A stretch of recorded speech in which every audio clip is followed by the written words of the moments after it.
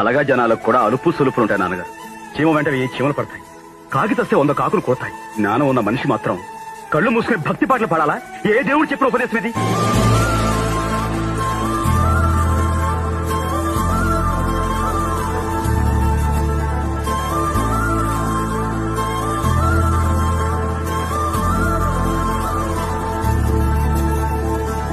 అమ్మ పాడిన జోలపాట కన్నా ముందు మీ సుప్రభాత గీతం విన్నా.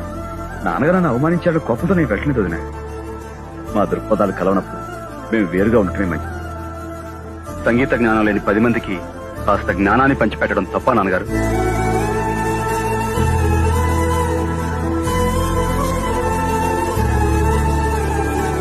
అది బయటికి రావాలంటే నేను లోపలికి వెళ్ళాలి బాబు గారు. ఉన్నది ఒక్క సిరేనండి.